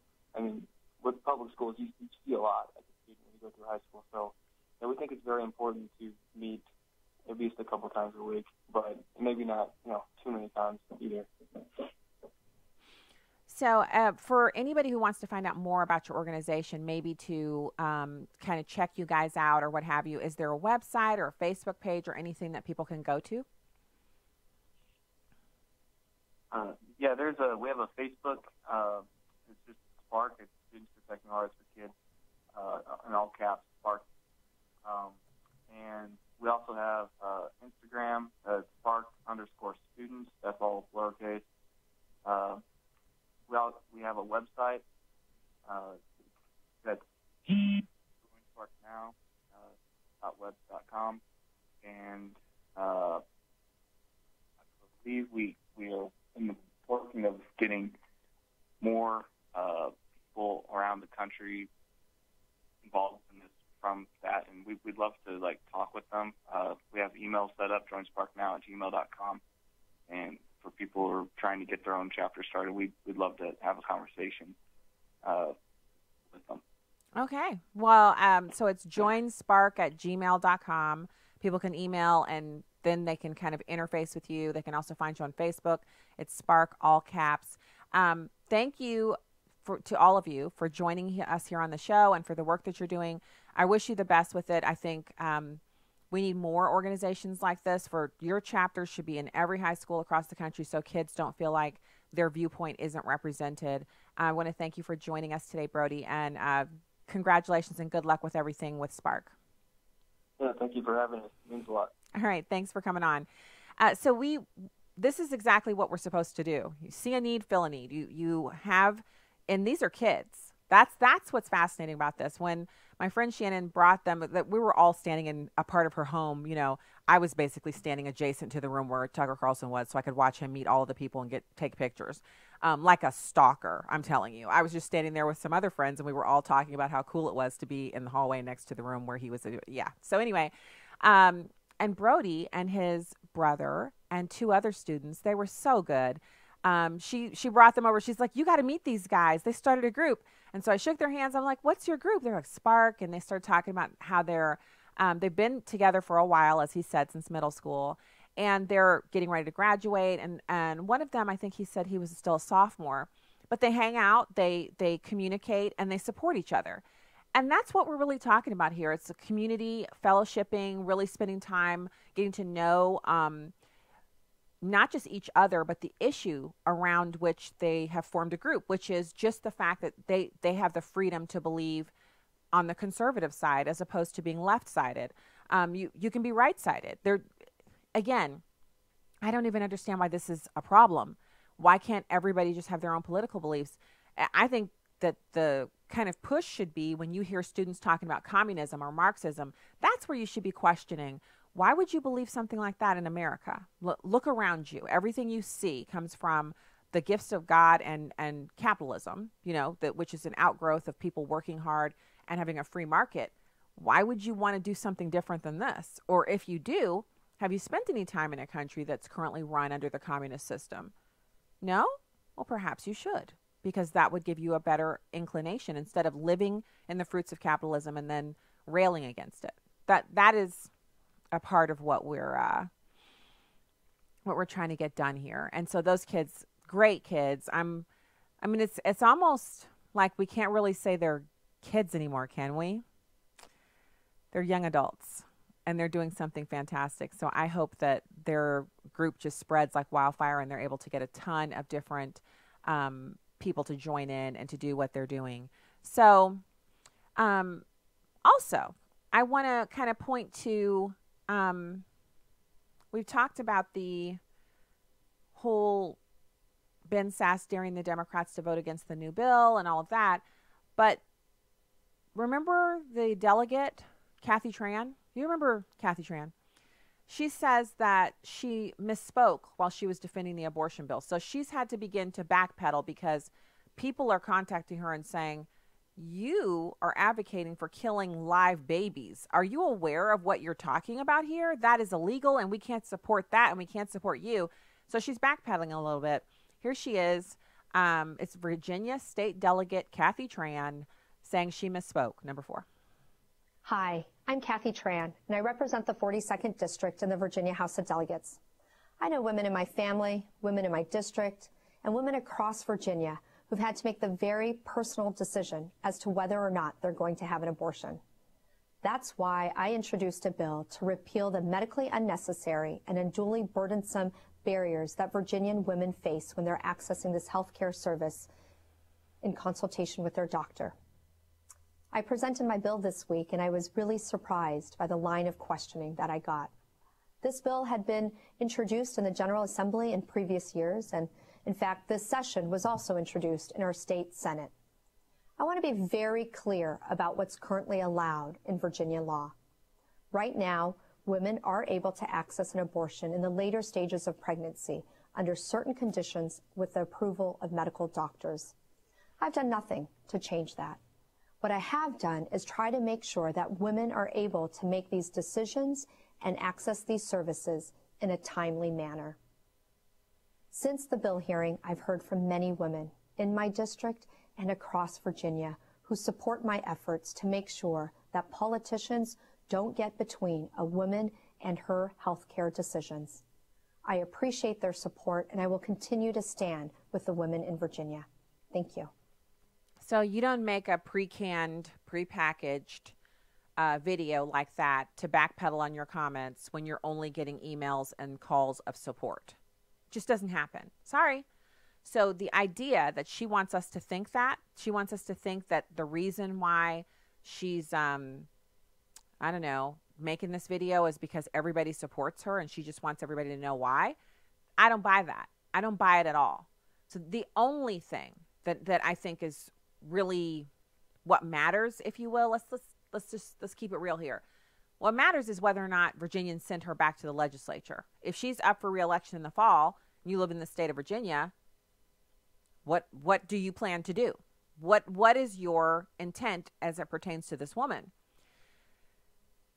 I can't see how I could be, going to church on Sundays and, taking communion and all of that stuff and voting for that chick. I just don't see how it could be a thing. But time will tell. So I want to pivot over to Elizabeth Warren, who has finally saw fit to apologize to the Cherokee Nation. She's reaching out to them, and she says she apologizes for any confusion that she caused in her statements about being part Native American, specifically Cherokee, because she says her DNA analysis does not mean that she's a part of their tribe, because they bristle at that. They don't use DNA. They use familial connections. She's actually apologized. And I just can't believe this is still a conversation that she's having. But, whatever. The idea is she's not a white person.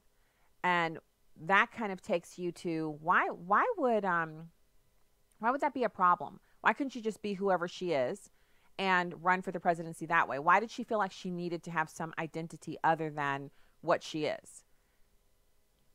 Just honor what God made. You're God's creation. No need to apologize for it.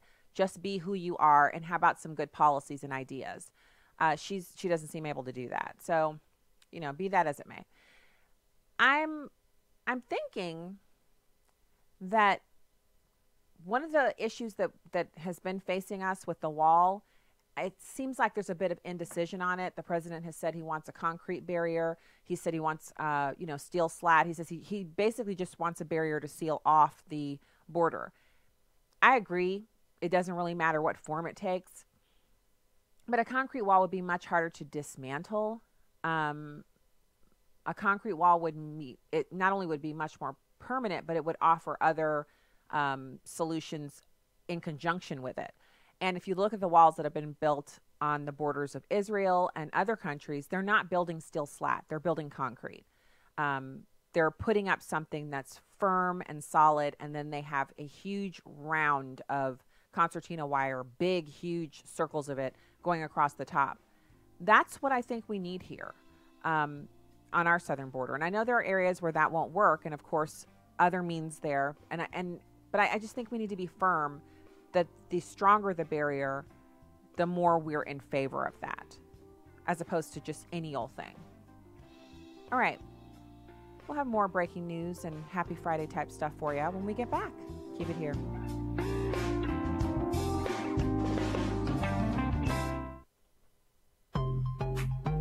This is Just a Minute with Stacey Washington. A District of Columbia restaurant is $7,000 poorer because a mentally ill man dressed as a woman demanded use of a restroom designated for women. Clyde Clymer was inside the ladies' room when an employee asked for identification. The employee then asked Clymer to leave the establishment.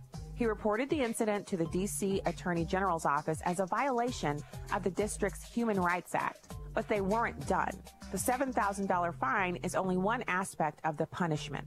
The restaurant is now required to post signage telling everyone that they are free to use the restroom of their gender identity or expression. The transgendered man also received an undisclosed settlement amount for his troubles. The employee who asked for ID was terminated. So you see, this isn't about tolerance or love or anything resembling liberty guaranteed by the Constitution. It's about making everyone bow down to the left's ideological hobby horse. I'm Stacey Washington. Find out more at StaceyOnTheRight.com. Abraham Hamilton III. God put us in this world at this time to be salt and light. We don't fold because of the darkness that we're facing. This is not the first time in the world's history that it's gotten dark. God has called you and I to be his ambassadors, even in this dark moment. Tune in to the Hamilton Quarter, weekdays at 5 p.m. Central on Urban Family Talk. Holy Spirit speaks to everybody. The problem is most folks don't listen. Lonnie Poindexter. If they do listen, they don't take it to heart or they get fearful or whatever. But when you listen and act upon it, wonderful things happen. And because a man of God heard the voice of God and acted upon it, it blesses me today. And you as well for listening in. Lion Chasers. Weekday mornings at 10 Central on Urban Family Talk. Securing America. When seeing isn't believing. Deepfake videos an emerging threat as the 2020 election approaches. That's when they use technology to create essentially a false reality, an apparent speech by a candidate where different words are coming out of their mouth than what they actually said. Independent Senator Angus King calling on intelligence agencies to become more agile in responding to deepfake attacks. Director of National Intelligence Dan Coates told the Intelligence Committee, "It's just a very quickly evolving flood of technological change that it poses a major threat to the United States and something that the intelligence community needs to be restructured to address." Coates warned it's not just Russia developing new tactics to disrupt democracy. Iran is already using social media to target Americans, and he says they'll continue. In Washington, Rachel Sutherland, Fox News. You can watch a live stream of the show on Facebook or YouTube at Stacy on the Right. Now, back to the show on American Family Radio and Urban Family Talk. Yeah, I think that my comments on ABC may have been misconstrued. What I meant was, I'm not going to bear false witness against anybody. I'm going to tell the truth under oath and to the investigators if they have questions, subject obviously to the advice, format-wise, of my attorneys. But I'm not going to do what Michael Cohen has done. I'm not going to make up lies or bear false witness against Donald Trump or anyone else. The truth of the matter is that even though I'm accused of lying, when I get Adam Schiff on the stand, when I get Eric Swalwell on the stand, when I get other members of that committee on the stand, I'll demonstrate that they're the ones who are lying, not me. Unfortunately, Dr. Corsi has already said a couple things about me that are demonstrably not true. Unfortunately, well, for example, that a memo he wrote me regarding the Podesta brothers' lucrative business dealings in Russia, based on public reports published by Peter Schweitzer in both the New York Post and Breitbart, was somehow a cover story. A cover story for what? What would there be to cover up? My tweet, "The Podesta brothers," was not controversial for 6 weeks. Dr. Corsi said he told me that John Podesta's emails had been stolen. On Tucker Carlson, he said he told many people that. With Ari Melber, not really a journalist, he said he's told everybody that. Well, he never told me that, and maybe he can tell us who else he told. He also said that I knew about the Billy Bush NBC tape in advance, and I directed him to contact Julian Assange and tell him to move up or change the dump of data to distract from that. Whole cloth. Unfortunately for Dr. Corsi, I have text messages and emails and metadata that shows that he's not telling the truth. I know you.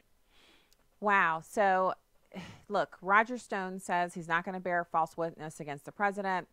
And after the interview we had earlier in the week with Jerome Corsi, listening to this audio, it's like we don't have anything firm to go on other than obviously people who are under investigation who are sharing their thoughts and feelings and kind of giving their side of things.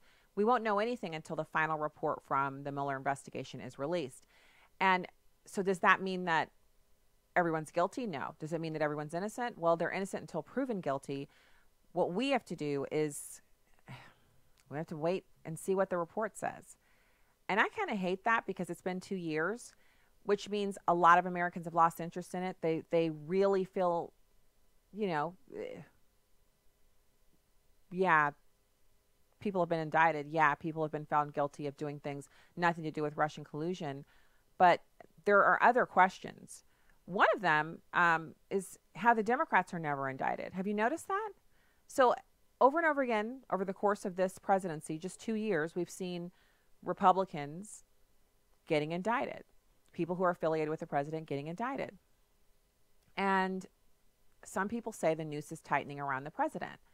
I don't believe that the president is guilty. But all Trump associates who worked on the campaign are fearful of having themselves kind of caught up in this net and snared in and questioned for hours and hours on end until they can find something that they deserve to be convicted of. But what about the people on the Clinton side, on the Obama side, on the Democrat side? Let's just list off a few people who we know have lied under oath, lied to Congress, lied to the Senate committees, Senate Judiciary Committee. Some people who have actually, their statements don't match up from what they've said on CNN or MSNBC and what they said to Congress. Hillary Clinton, James Comey, Clapper, Brennan Steele, Strzok, Page, McCabe, or Mr. and Mrs., Rice, and Yates. All of them have said things that do not comport with what they said when they were under oath. None of them have been indicted. Lying to Congress, lying to the FBI, mishandling classified information, obstruction, conspiracy, destroying evidence.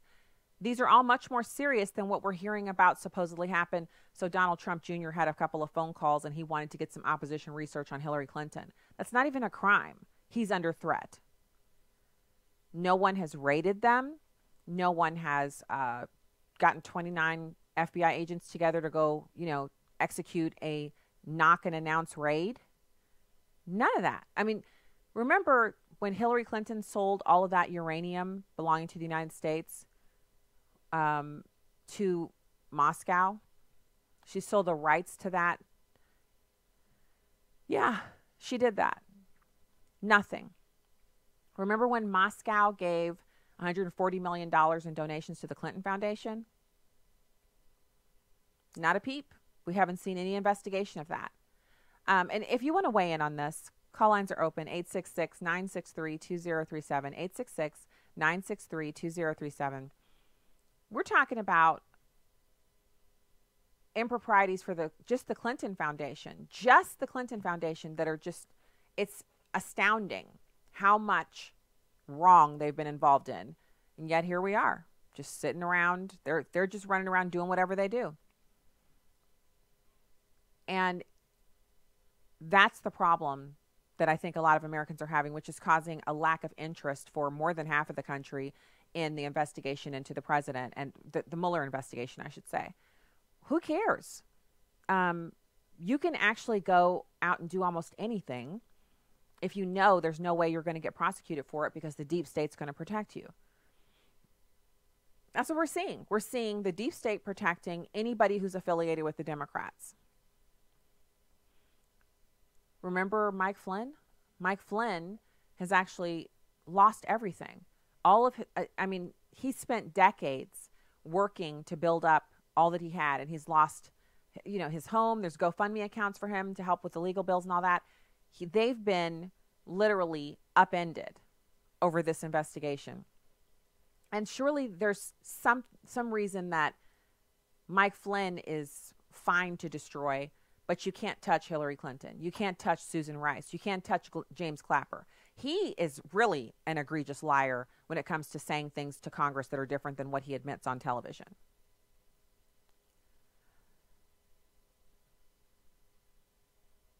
Now, Flynn was indicted for lying about things that were true, lawful actions that he took, but he lied about them. So he did things that were legal, but he lied about them. He was indicted. Same thing with Stone, same thing with Papadopoulos. Cohen was indicted for testifying negotiations over a Moscow Trump Tower ended in January when they ended in June. One more time. You got the Moscow Trump Tower negotiations. He said, those negotiations ended in January, but they actually ended in June. So they got him on that. George Papadopoulos told investigators a conversation with a suspected CIA spy, Joseph Mifsud, took place prior to him joining the Trump campaign when he knew before their meeting that his appointment was imminent. Semantics. Stone testified he had contact with people solely by phone when he also spoke to them via email and text. Do you remember every email and text you've ever sent? In the context of not having your phone with you because they've confiscated it from you and they're asking you? I mean, I guess you could take the Democrat tack and say, I don't know, or I've never heard of that person before, but that would be lying too. So if you're forced to answer and you don't have any of your materials to reference, then you're being set up to lie, correct? So Stone also said that he had a single intermediary in communicating with WikiLeaks, but actually there were two people.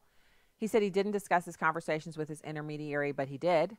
That's 3 of the 7 charges. Do you hear that? It's ludicrous. Most of Mueller's indictments are process crimes that came about as a result of the investigation. So no investigation means no crimes. How do you like that? So if there's no investigation, you wouldn't have had any crimes, because there was an investigation. Basically, by virtue of there being an investigation, you're guilty because they want you to be strung up so they can have something to hold over you to maybe force you to say something incriminating about their true target. Does this sound like justice in America? Clapper lied to Congress, as did Brennan and Comey. Comey only remembers things when he has a $15 million book to write, by the way. McCabe lied to the Inspector General. Barack Obama weaponized federal agencies and used them to attack his opponents. Remember the IRS Tea Party targeting scandal? Not even an investigation. Hillary sold her office as Secretary of State for money. You know, the speeches, the donations to the Clinton Foundation. Strzok disregarded his oath of office. He used his power to try to destroy President Trump. He guaranteed he could destroy Trump. And then when he was called to testify, you guys remember those awful days. I've never seen anybody more callous and arrogant on the stand. He smirked. He thumbed his nose at the people who were asking questions, and he wasn't arrested. Now, true, he doesn't work for the FBI anymore, but whatever. Hillary actually bleach-bitted her illegal server. She destroyed her phones with hammers, which sounds like destroying evidence, sounds like obstruction of justice. No indictment. Comey leaked classified FBI memos, and he did it with the intention of getting a good best friend of his appointed as special counsel. No indictment.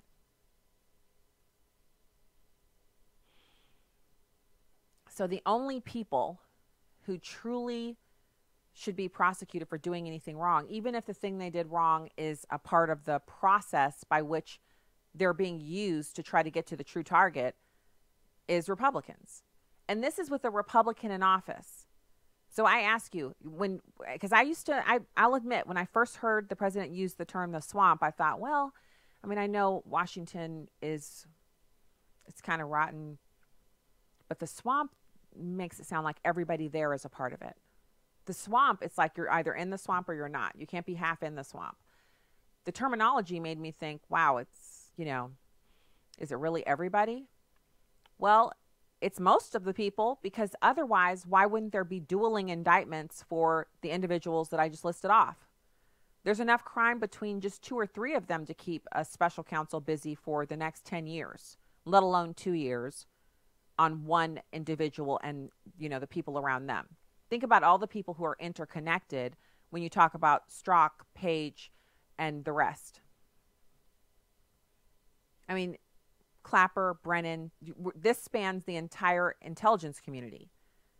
McCabe, or the 2 of them as a couple span inside of the government and inside of the political realm because they're married. She worked for Fusion GPS.